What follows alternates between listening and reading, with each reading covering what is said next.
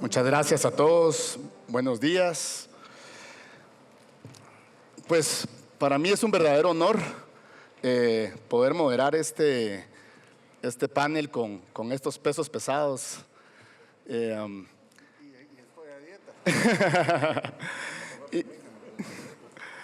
Y que adicionalmente son, como dijo Virginia, las industrias más importantes de Guatemala. ¿Y por qué diseñamos este panel? Porque al final del día, Guatemala tiene hoy alrededor del 60% de pobreza, 20% de pobreza extrema. O sea, tenemos alrededor de 8 millones de habitantes en niveles de pobreza, por un lado. Por otro lado, tenemos alrededor de un déficit de 2 millones de empleos que crece en más o menos 160,000 al año. Tenemos alrededor de una demanda de 200,000 empleos al año y solo logramos generar 40,000. Y estas son las industrias que más empleo generan. ¿Y por qué voy a esto? Porque en una Guatemala 2050, que queremos que sea principalmente humana, tiene que ser industrial y verde.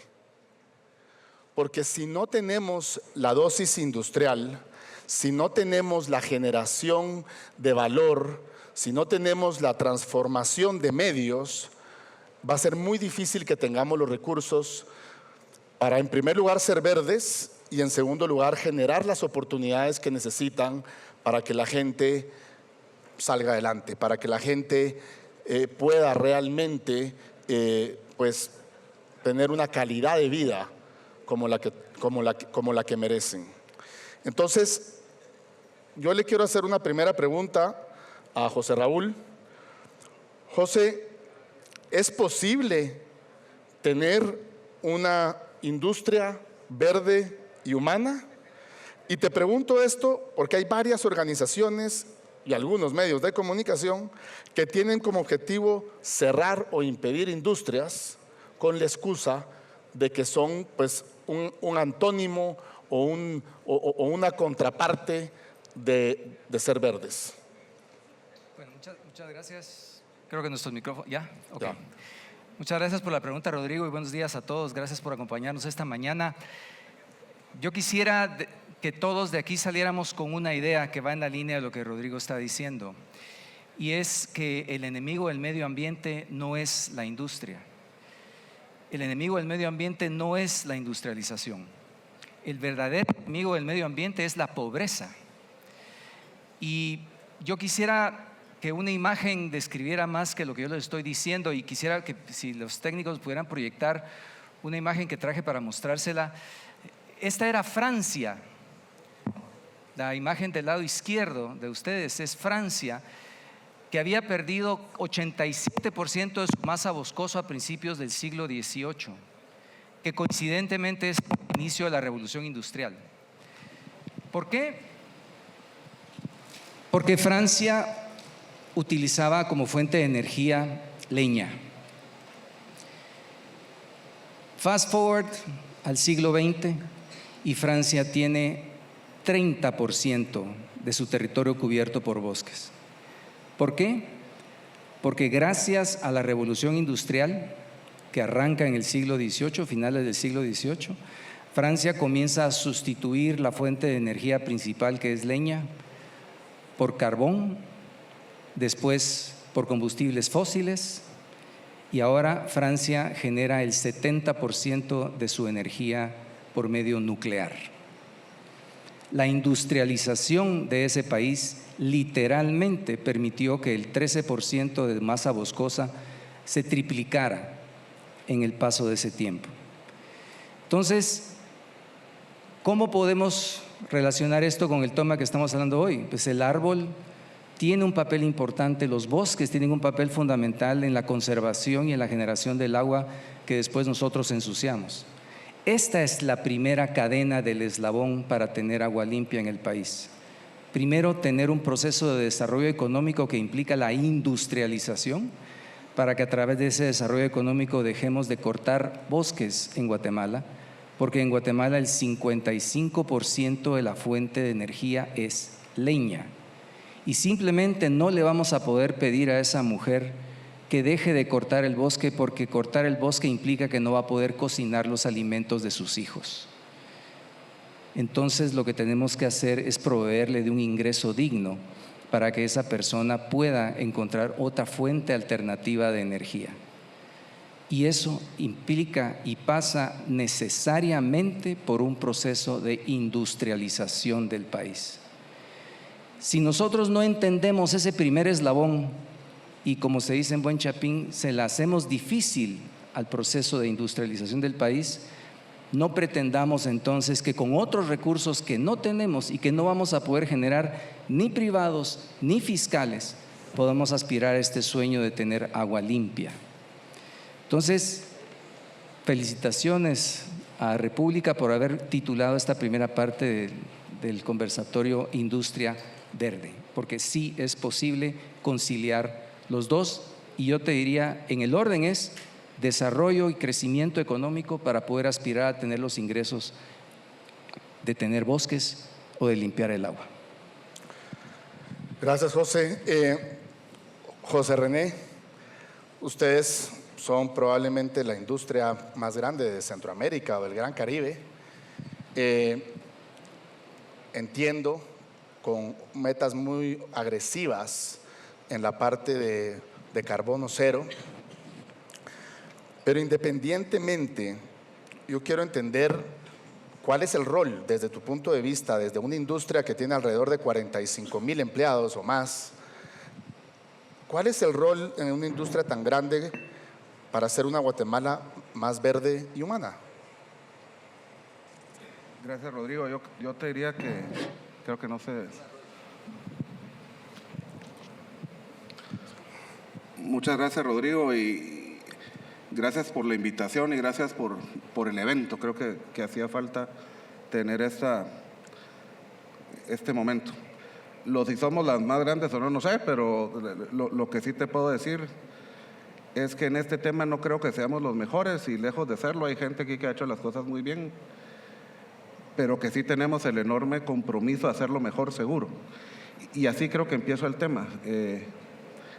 Yo creo que quisiera conectar con lo que decía José Raúl. Hay un tema que creo que en toda esta discusión se olvida, y es que el tamaño que seamos o quienes hagamos en la industria que estemos, al final toda empresa surge de una necesidad humana, y el que está en el centro de todo esto es la gente. Y el desarrollo que habla José Raúl es que si no logramos desarrollar a la gente, todo lo demás va a ser muy difícil que se logre. Entonces yo creo que el balance que debe haber en esta discusión de sostenibilidad del ambiente, lo social y lo económico, si no ponemos a la persona en el medio de esa discusión, va a ser muy difícil hacerlo. Y si lo pone uno en el medio de esa discusión, es donde entiende que lo primero que tiene que tener es recursos para poder vivir bien y tener acceso a otras cosas que permitan entonces estas soluciones que primero no son baratas, digamos. Y ahí me refería porque creo que en esto no somos los mejores, pero sí tenemos un enorme compromiso con hacerlo, porque CMI reconocemos que tenemos brechas importantes. El problema no es que existan, el problema es que no se reconozcan. Y lo que hemos hecho yo diría que con una crítica interna importante, es reconocer dónde lo podemos hacer mejor y dedicarle los recursos a hacerlo. Pero ahí volvemos al tema de los recursos. Para poder hacer esto bien también se requieren recursos. Y nosotros no pedimos ninguna ventaja ni ninguna condición, simplemente que nos permitan las condiciones para poder hacer bien nuestro trabajo y llevar los productos que producimos a la gente, y que la gente nos escoja porque tenemos el mejor producto o la mejor distribución, y que nos permita hacer estos temas. Y ahí tenemos retos grandes. Digamos, yo como les decía, creo que este tema de agua es súper relevante. Ninguna industria de las que estamos sentados aquí podemos ver un futuro para nuestras industrias y nuestras empresas y nuestros colaboradores sin agua. Y si uno viera esa visión, dijera, muy egoísta, de que solo nos importa eso, sí nos importa. Pero también nos importa porque la gente tiene que estar bien para poder comprar las cosas que hacemos. Entonces yo creo que poner a la gente en el centro de esto es fundamental. Segundo, reconocer que hay brechas que tenemos que cuidar. Y el tercero, y que es una reflexión que hoy, oyendo a varios de ustedes hacía, es que todo esto es un tema de balance. porque sí hemos hablado mucho de los derechos al agua, que los entiendo y los comparto, pero poco las obligaciones que todos tenemos para que eso suceda.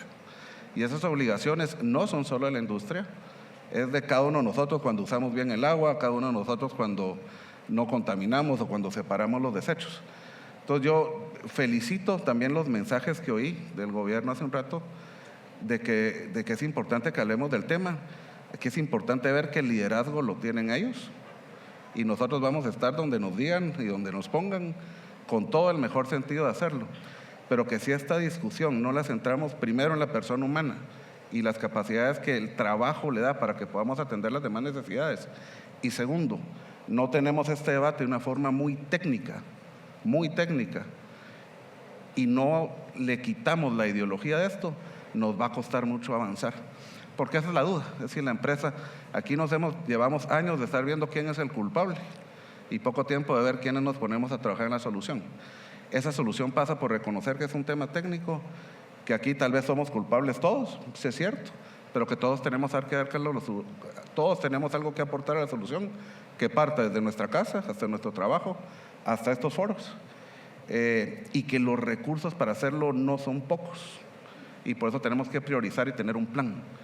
Ese liderazgo sí lo necesitamos de alguien y es lo que debería ser el papel del Estado en lograrlo. Gracias, José. Solo le pido a República timer, porque si no aquí vamos a estar 2 horas. Porfa, Regis, timer, porfa, en las pantallas, porque no se me pasa el tiempo. José, dijiste 2 cosas que yo rescato y que creo que, bueno, dijiste muchas cosas que rescato, pero 2 que quiero rescatar puntualmente, que he hablado con mucha gente en los últimos 2 semanas sobre este evento y sobre este concepto, y es que mucha gente cree que es digamos, que van en contra la sostenibilidad y el capitalismo, digámoslo así. Capitalismo y sostenibilidad van en contra.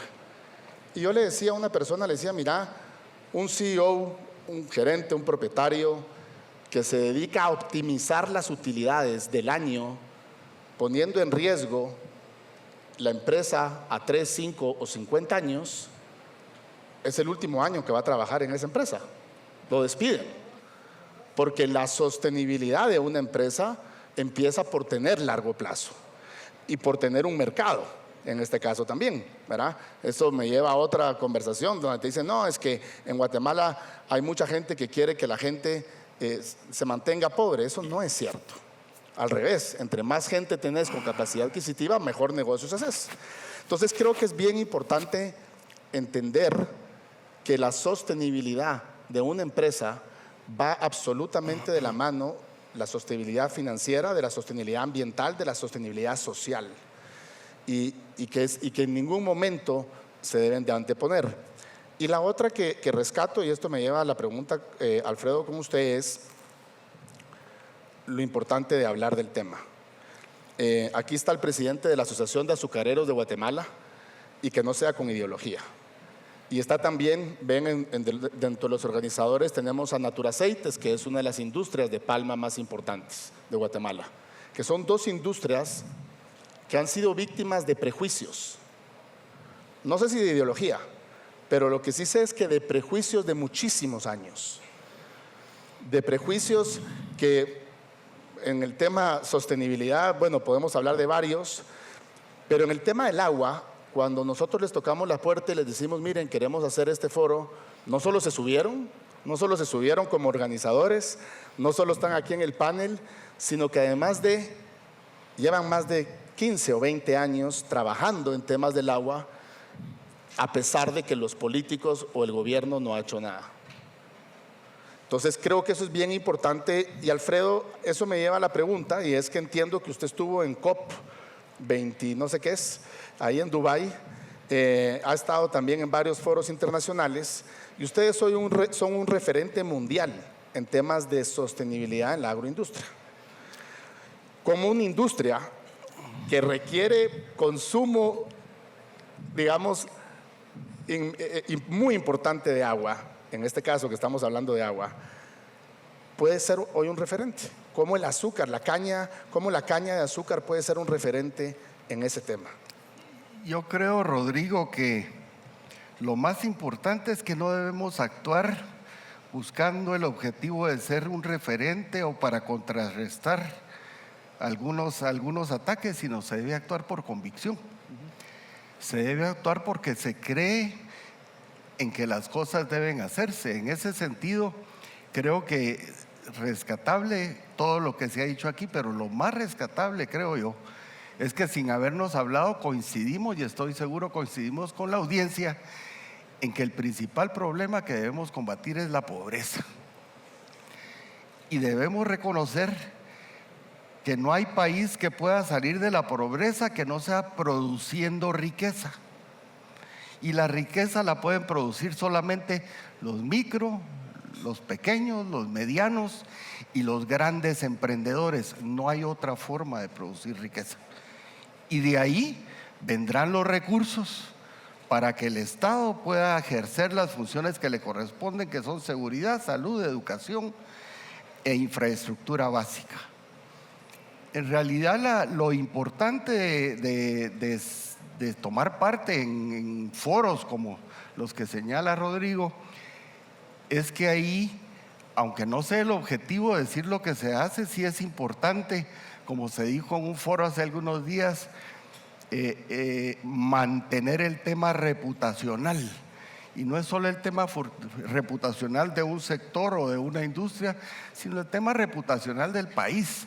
En la COP lo que fuimos a presentar fue la estrategia de la agroindustria del azúcar en los temas de sostenibilidad, que si bien muchas empresas, grandes, medianas y pequeñas, la están siguiendo, lo que llamó la atención de la Organización de las Naciones Unidas es que nosotros lo estamos haciendo desde hace mucho tiempo en coordinación gremial. Y a decir del señor Minoru Takada, que es el líder de agua y energía de las Naciones Unidas de la ONU, es el único gremio que conoce que está avanzando a nivel mundial con un objetivo de sostenibilidad común. Y ahí en la COP presentamos también que hemos formado la Asociación de Azucareros de Latinoamérica y ya incluimos en la estrategia de todos los ingenios asociados de Latinoamérica ese programa de sostenibilidad.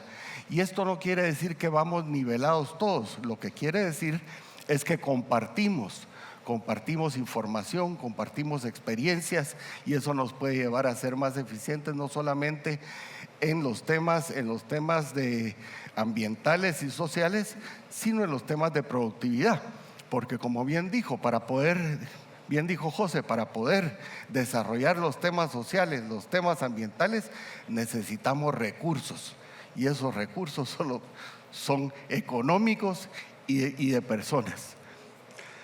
En efecto, ¿verdad? O sea, regresamos a que el ser sostenible es un buen negocio y en ningún momento se busca lo contrario. Y yo creo que eso es algo bien importante.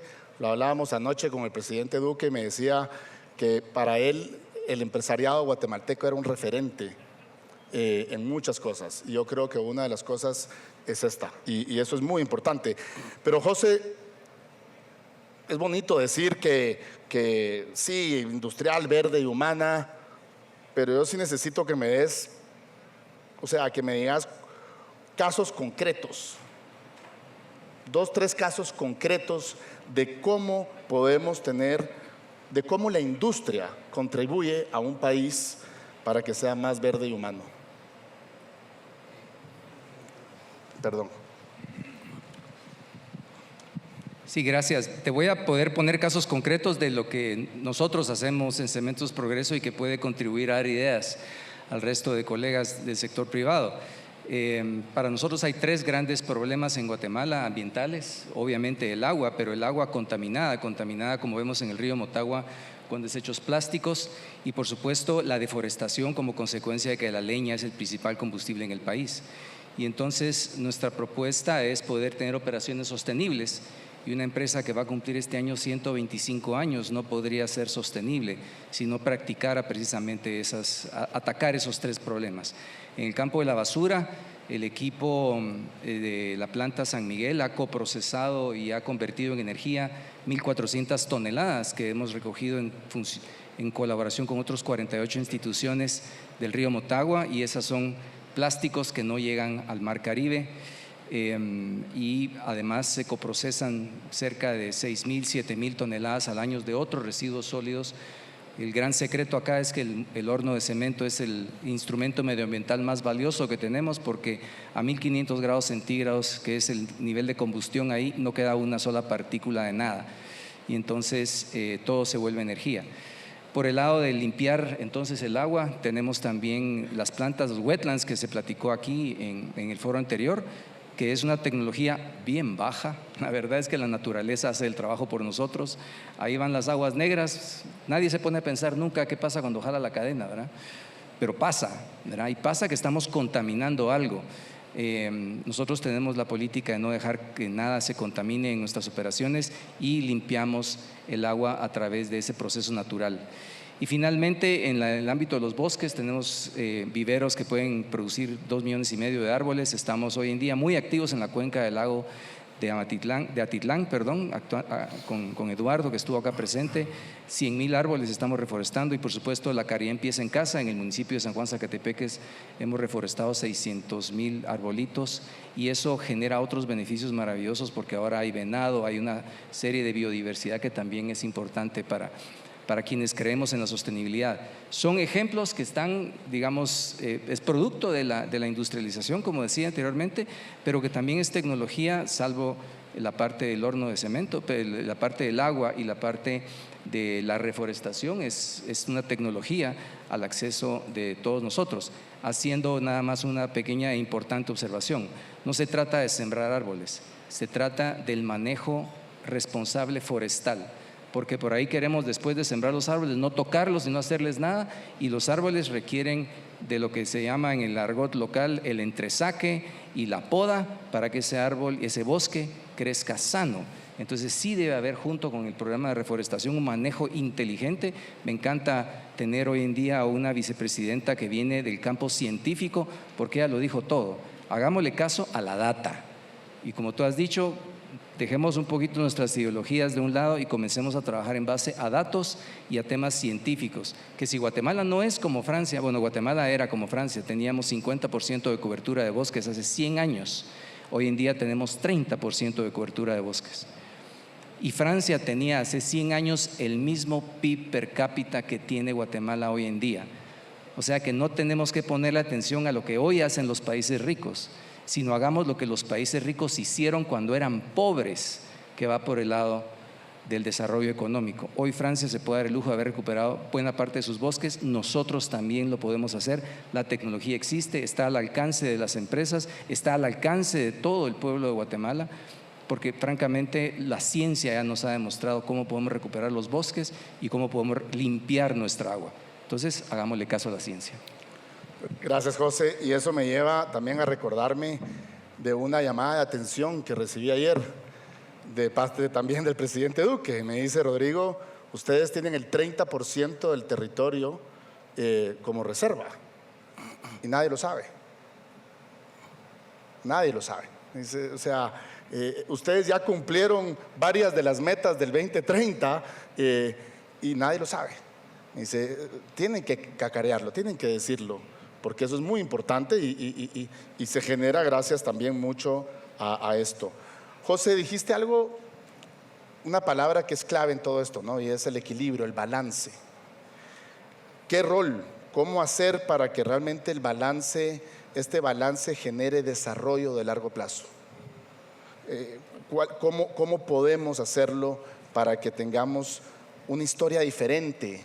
Reescribamos la historia de Guatemala en los siguientes 25 años y podamos tener en ese balance una historia distinta y vivir todos en el país que queremos vivir.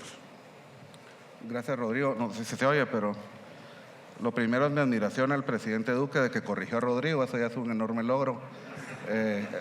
Nos puede enseñar un poco a cómo cómo poder hacerlo mejor con él, pero... Tenés que ser presidente. Ya ves.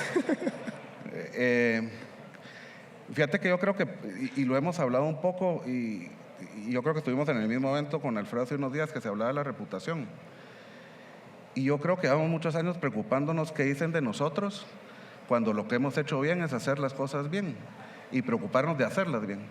Y preocuparnos, como decía bien Alfredo, de la convicción de que hay que hacer las cosas correctas. Los tres que estamos sentados aquí, venimos en el caso de Alfredo representando una industria de muchísimos años y recorrido en el país, pero que se han basado en los valores que estamos tratando de vivir y la cultura que tenemos. Entonces yo creo que ese balance se logra primero es dejar de pensar de nuevo en qué dicen de nosotros y empezar a hablar bien de las cosas que hacemos bien, con la humildad de que las podemos hacer mejor. Y yo creo que ese balance que le damos a las cosas, segundo, de insistir en que nuestro papel como empresas es generar buenos productos, generar calidad, generar empleos, generar bienestar, pero también ser más responsables en algunos temas y que ese papel todos lo respetemos en el ecosistema que estamos. A algunos nos toca eso, a algunos nos toca dirigirnos políticamente, a algunos tocan ser académicos. Cada quien tiene un rol aquí que se tiene que valorar y respetar. Pero yo creo que el balance parte de nuevo pensando en la persona. Y si pensamos que lo que queremos que haya personas, reducir la pobreza, que tengan riqueza, no hay otra vía, por lo menos yo que conozca y nadie aquí, que no sea generando trabajo y bienestar a través de empresas. Eso hay que facilitarlo, es parte de resolver el tema ambiental y social, es facilitar el trabajo de las empresas y que lo hagan bien. Y nosotros también, creo que es una reflexión que hay que hacer.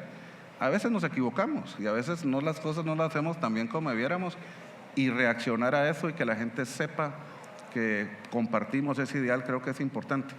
Pero ese balance de pensar, y termino con eso, hablamos con vos hace algunos días y me quedé pensando, pero ese balance solo se puede lograr si uno asume que la persona con la que está hablando tiene el mismo interés genuino de uno. No, probablemente no la misma forma, pero por lo menos la buena intención de hacerlo. Y pensar que hay personas buenas con las que puedo hablar y tratar de hacerlo, creo que va a ayudar a ese balance que necesitamos. Gracias, José.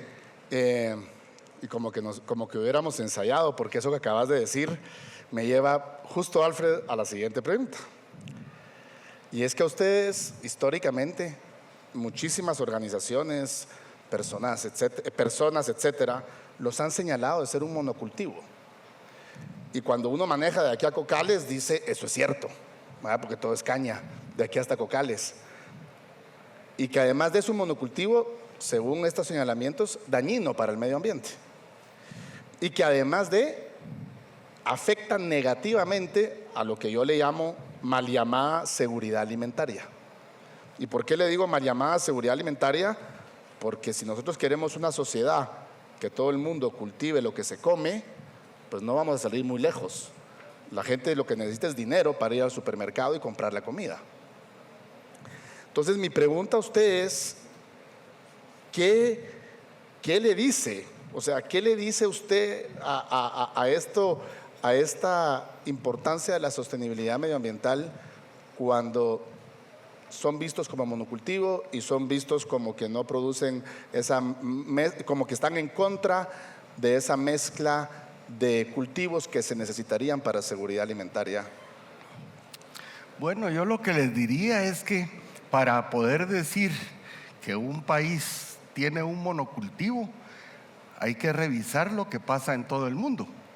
Aquí en Guatemala, la caña de azúcar cubre el 2.78% del área total del país. Lo que sucede es que pues sí está focalizada en una zona. Y afortunadamente, porque en esa zona se percibe con mucha claridad el desarrollo. El desarrollo de la costa sur es básicamente no solo por la caña de azúcar, pero primordialmente por ella. Esa es la diferencia. En otros países están regados los cultivos por todos lados, pero ese 2.78 podría decirle, Rodrigo, que es mucho menos de la mitad que algunos países desarrollados tienen en algunos productos. Eso sí, tengo que señalar que estamos concentrados en una misma zona, lo cual veo positivo desde el punto de vista que desde hace muchos años, desde siempre más bien, se ha tratado de hacer cosas en pro de la sostenibilidad, pero específicamente más o menos desde los 90 tomamos la decisión, y creo yo una muy acertada decisión, de que podíamos hacer cosas en conjunto para poder en realidad trascender, que fueran proyectos más grandes, que fueran proyectos que no solamente trascendieran a nuestras áreas de influencia, sino fueran trascendentes a nivel nacional. De esa cuenta empezamos a hacer la Fundación del Azúcar, que eso no es importante solo por las obras sociales que se hacen, sino que es un medio para obtener información de qué le duele a la población. Y temas como ese, tenemos el Centro de Investigación de la Caña de Azúcar, que tiene 30 años de existir. Eso ayuda muchísimo, no solo para la sostenibilidad económica, sino también para la ambiental. Sobre el tema que entiendo que acaba de salir otra vez en el Departamento de Estado de Estados Unidos del trabajo infantil. Bueno, sobre ese tema hace muchos años que no tenemos trabajo infantil. La ley de Guatemala permite el trabajo a partir de los 16 años. Nosotros estamos contratando personal de 18 años para arriba. Y con la vicepresidenta firmamos un convenio ratificando nuestro firme compromiso de cero trabajo infantil. Y ahí ratificamos también nuestro compromiso de apoyar a todos los temas que el gobierno requiera. Nosotros, el sector privado es permanente y tenemos ese compromiso permanente desde hace muchos años y lo tenemos que renovar con cada gobierno de turno. Así es que creo que todos los empresarios de acuerdo en eso, de acuerdo en apoyar al gobierno de turno, siempre y cuando los programas que estén pidiendo que apoyemos tengan un buen plan y sean congruentes con los planes que el sector privado tiene desde hace décadas. Gracias, Alfred. Y bueno, ya terminamos el tiempo, pero solo quería preguntarle a José René, usted ya lo dijo, y a José Raúl, la vicepresidenta, pues los retó a hacer un compromiso, a hacer un acuerdo. ¿Ustedes están dispuestos, están de acuerdo, así como Alfredo, de hacer un compromiso para empezar a limpiar el agua de Guatemala? El reto no fue solo para mí. El reto fue para todos los que estamos acá presentes y los que no estamos presentes. Del lado de mi empresa, quien me honra representar, nosotros hemos asumido ese reto desde hace 125 años y estamos dispuestos a continuarlo. La pregunta es si estamos en buena compañía con todos ustedes para tomar esa conciencia y generar ese sentimiento en el resto de nuestras familiares y en el resto de nuestras comunidades de cómo nos debemos de comportar y qué es lo que tenemos que hacer para buscar esos elementos que nos van a permitir continuar creciendo económicamente, industrializando al país y gozando entonces, y solo entonces, de los beneficios de un medio ambiente con agua, con árboles, bosques y con un clima maravilloso como el de Guatemala. Así que la respuesta corta es sí. Gracias, José. José René. Seguro, como dice José, es un compromiso que antes que nos pidiera nuestra accionista, nos lo pidieron nuestros clientes. Y nos lo pidieron los accionistas nos pidieron muchas sean responsables y nuestro fundador nos dijo, tengan respeto, excelencia, integridad y responsabilidad en todo lo que hacen. Así que para nosotros es cumplir con el legado, pero lo que dice José es importante. Yo creo que el gran reto no es, y yo estoy seguro que a las caras que veo aquí, todos tratamos de hacer bastante bien las cosas, nos falta. El reto es que esto lo podamos llevar a otros lugares.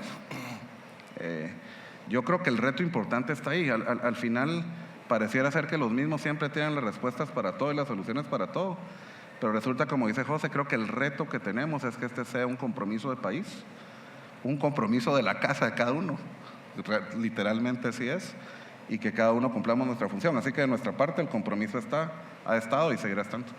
Bueno, pues ahí se lo mandaremos a la vicepresidenta su respuesta. Muchas gracias. Solo un agregado, ¿sí? Si me permitís, por supuesto. Rodrigo. Yo creo que en lo que sí somos muy malos los empresarios, los emprendedores, es en comunicación. Somos muy malos comunicadores y lo somos porque parte de nuestros objetivos regularmente no es comunicar lo que hacemos, no es dar a conocer lo que se hacen las cosas por convicción y porque se cree que deben hacerse.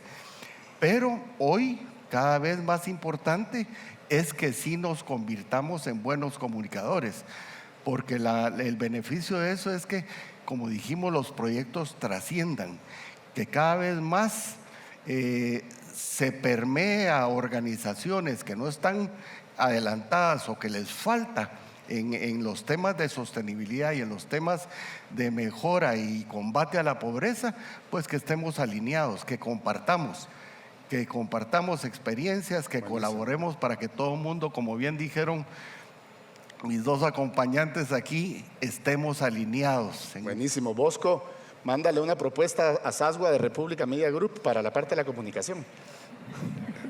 Ahí los podemos ayudar. Gracias, Rodrigo. Gracias, muchas gracias.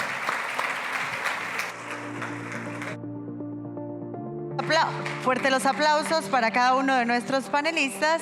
Nos preparamos para la fotografía de panel.